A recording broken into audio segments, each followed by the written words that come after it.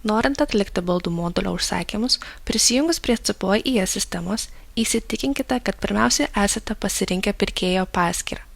Tada su pirkėjo paskyra spaudžiamas katalogas meniu punktas, kuriame susirandamas baldų modulis.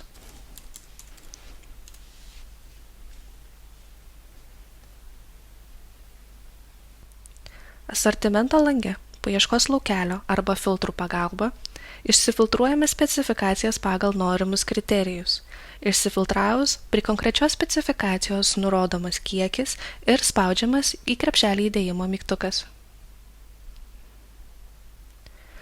Susidėjus į krepšelį visas norimas specifikacijas, norint patekti į krepšelį, asortimento lango dešinėje pusėje spaudžiamas krepšelio pavadinimas. Krepšelio viduje, krepšelio žingsnyje gali būti koreguojamas įdėtų specifikacijų kiekis ir nurodoma maksimali užsakymo kaina. Nurodžius šios duomenis, spaudžiamas pirmyn mygtukas į sekantį krepšelio žingsnį.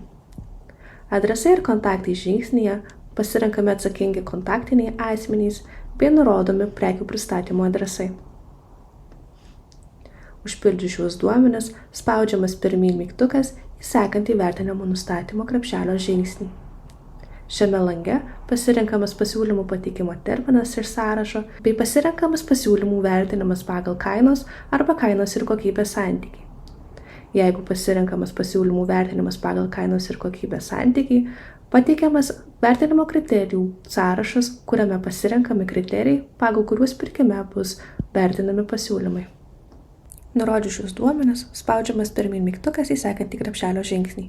Pirkimo sąlygų krepšelio lange pasirenkamas prekių pristatymo terminas iš sąrašo, pasirenkamas atsiskaitimo už prekes terminas, nurodoma ar bus vykdomi avansiniai mokėjimai, ar reikalaujama įvykdymo užtikrinimo priemonė ir pasirenkama preliminari numatoma pirkimo sutarties įsigaliojimo data iš kalendoriaus arba pažymima, kad tai yra prasta sutarties įsigaliojimo data nuo sutarties pasirašymo datos.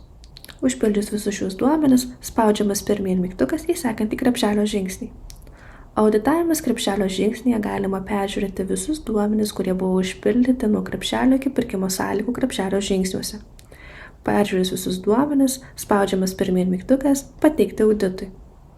Patvirtinus krepšelio pateikimą auditui veiksmą, krepšelis perduodamas atsakingam CPO darbuotojui atlikti pirkimo auditavimą. Po krepšelio auditavimo ir paskelbimo, prisijungęs prie CPOIE tiekėjas, norintis dalyvauti baldų modulio pirkime, spaudžia užsakymai meniu punktai ir aktyvus nedalyvaujamas skiltyje susiranda paskelbtą baldų modulio pirkimą. Susiradęs pirkimą, spaudžia sukurti pasiūlymą mygtuką. Atidarytame pasiūlymo lange, tiekėjas norintis pateikti pasiūlymą spaudžia dalyvauti varnelę, nurodo kiekvienai specifikacijai produktus, kurių kainą gali koreguoti pasiūlyme. Nurodžius šios duomenis, einant langu žemyn, jeigu pirkime buvo pasirinktas pasiūlymų vertinimas pagal kainos ir kokybės santykį, prasiskleidžiamas kokybės kriterijų skiltis ir nurodomas prekių pristatymo terminas bei papildomas prekės garantijos terminas iš sąrašo. Nurodžius šios duomenis, jeigu yra poreikis nusirodyti subtiekimo informaciją, prasiskleidžiamas subtiekimo skiltis ir nurodomas subtiekėjas, kurių kvalifikacija nesiremiama.